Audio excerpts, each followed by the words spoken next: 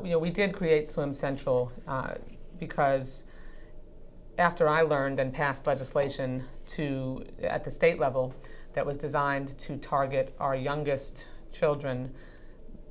In Florida, we have the largest number of childhood drownings of toddlers and preschool age children. The number one killer of children under 5 years old in Broward, in Florida, through accidental death, is drowning in residential swimming pools. And that is also the number 2 killer nationwide of children under 14 years old.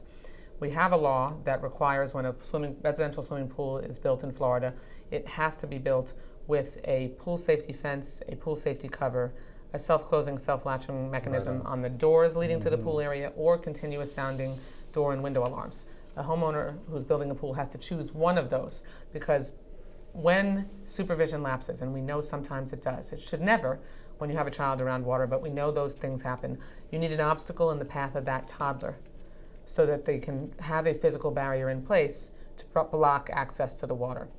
Too many times, and Alcee and I were just talking about this before we started talking with you, we just lost twin, it was a near drowning and a drowning of twin 4-year-olds, twin boys. They were younger toddlers. Than that. Twin toddlers in Palm Beach County, who, didn't have supervision momentarily, and their mother was asleep, and they went out the door and went in the pool. Well, what's super important, and Debbie has just done a fantastic job on this, not just as pertains to our community, but nationwide, bringing attention to the problems. And I applaud you and the Children's Services Council for carrying this program. This alone signified, when I picked it up this morning, every area of this county has a place where people can go and have their children trained to swim. Debbie and I were also talking about the fact that too high number of African American children and African Americans don't know how to swim. 70% of African Americans in this country and 60% of Hispanic Americans cannot swim. So when you have a natural fear of water, naturally that would happen if you didn't know how to swim, then you're less likely to take your child into the water and make sure they have swimming lessons. We passed a bond issue a number of years ago that built swimming pools and parks. So that's why this brochure is possible, because there are so many places that you can take a child for free swimming lessons thanks to Swim Central. But we also passed legislation at the federal level, which Alcee just alluded to, called the Virginia Graham-Baker Pool and Spa Safety Act. We solved the problem of suction drain entrapment accidents. It used to be a problem that we had flat pool drains where young people or even small adults would get attached because the suction was so strong from pool drains that did not have a safety drain cover that was raised. And now that's required in public swimming pools. If you have a residential pool, you should make sure you have those safety drain covers in place, because the law doesn't require that, but it's essential. And we haven't had a pool suction drain entrapment accident that resulted in a death since that became law. But it also provided incentive funding for state and local governments to pass swimming pool safety laws similar to ours. But the 3 things that are critical to preventing drowning: supervision, that's number 1. Never take your eyes off a child who is near water. Lock your back doors. Have the latching mechanism high enough so that a toddler can't open the door on their own.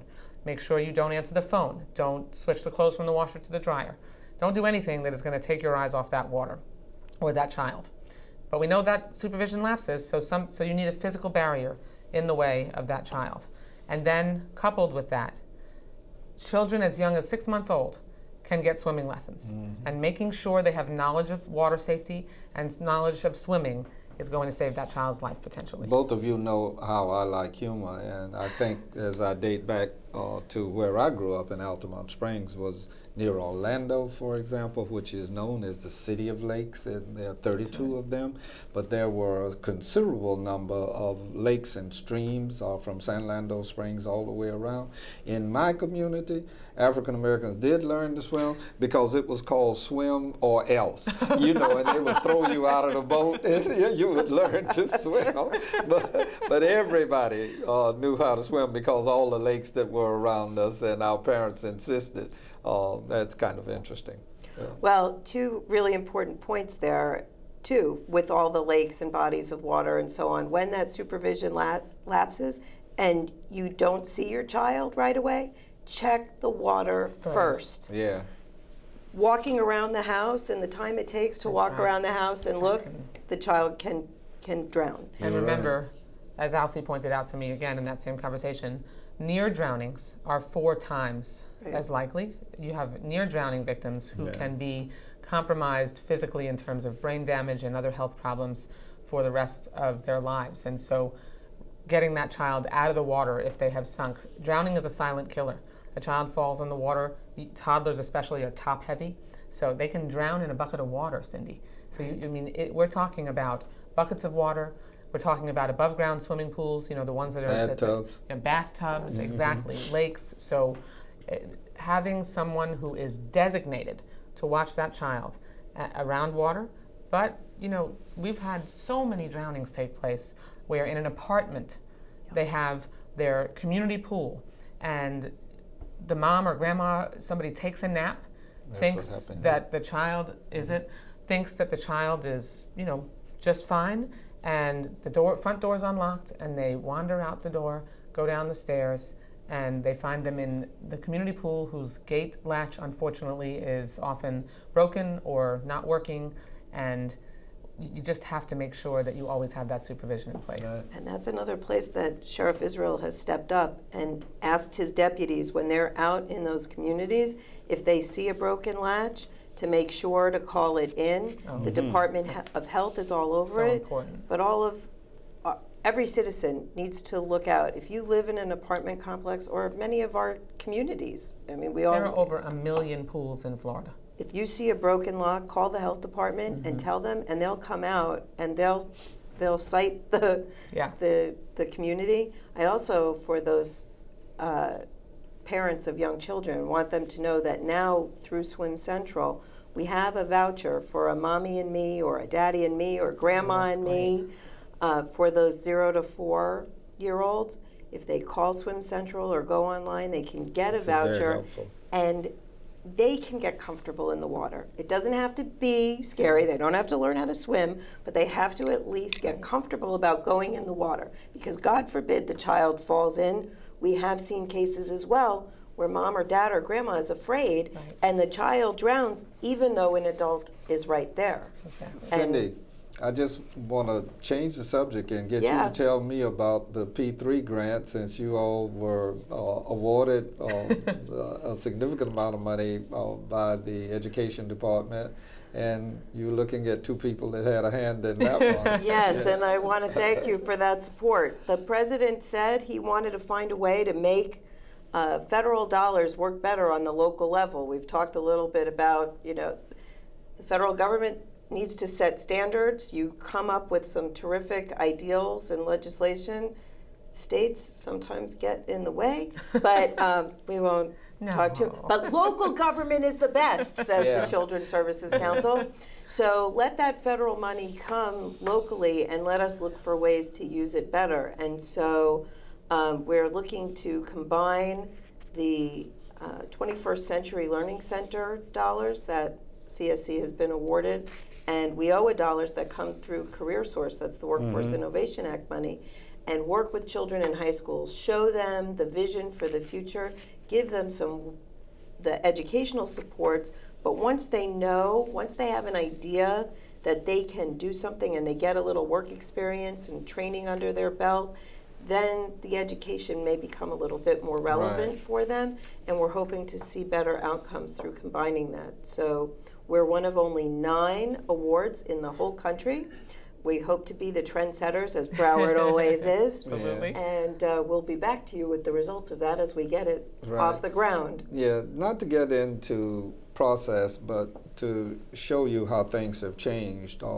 You had here at Children's Services Council excellent grant writers that helped us to be able to weigh in with the Department of Education. 10 years ago, 8 years ago, we would have been able, Debbie and I, to sit down along with other members of Congress, and she, as an appropriator, we would itemize what we thought were priorities, and we were able to earmark.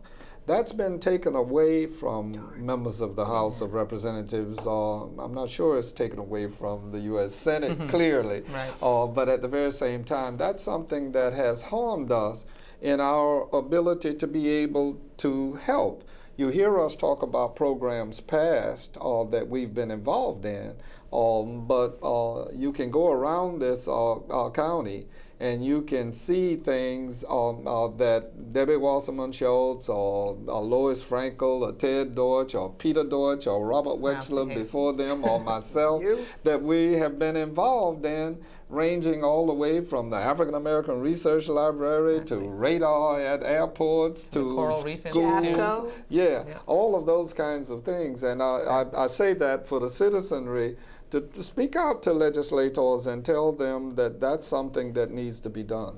Because we know best. I mean, we know that we know our communities best. And when it comes to the kind of program dollars that we used to be able to bring home, right now, those dollars are still coming, but they're decided by some nameless, faceless bureaucrat in Washington in the executive branch. And as much respect as we have for President Obama and the team that he's put together up there, we live here and we know the needs of our community, and we're the ones that are held accountable. Those bureaucrats aren't elected. Accountable. We're elected. Every 2 years we have to stand in front of our constituents and answer for what we for our records. And that combination is really important in terms of making sure we're not wasting resources. Yes, we really miss that ability. I'd be happy to advocate for that. I think, those projects have gotten a bad name because they, turkeys and all these terrible things.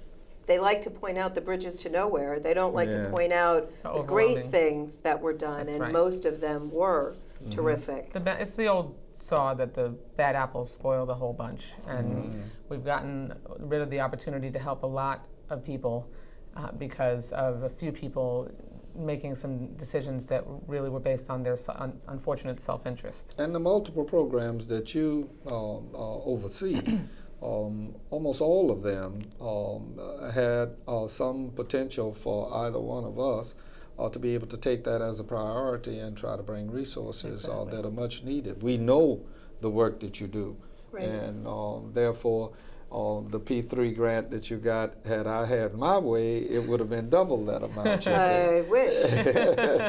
I do indeed. And we, I look at us as a bit of a laboratory, and we show how best practices can work, but it's tough for us to bring things to scale. We're still limited. The Children's Services Council is worried about from birth to age 22 for those children aging out of the foster care system, and I want to talk to you a little bit about that, and those with special developmental and physical challenges. And so it's a very broad array of services, and to try and do that with our limited, property tax dollars, I can turn the curves, but we could really make a difference if we could get some federal dollars to bring it to scale. But let's go back to adoption, because Congressman Hastings, I know that's something near and dear to your heart, adoption and foster care. You've been a leader in those issues. It's so easy to work in that arena. When I was a juvenile judge, I had an opportunity to work especially with Judge Frank Orlando here in developing the family court. And sometimes we would have families scattered in various divisions of the court, and one part of it didn't know that the other one was there. But various services, not just yours, but yours, the ones that you help, have been directly involved in adoption, and carry that beyond just the adoption of children who then generally go into a pretty stable family. The foster care children sometimes are bounced around from one family to another. And the area that I've concentrated on very recently and had some success legislatively about is those that are aging out of the system. And this county has one of the best programs in the United States dealing with that particular arena, thanks to you, Evan, and a whole bunch of people that have concentrated in that area.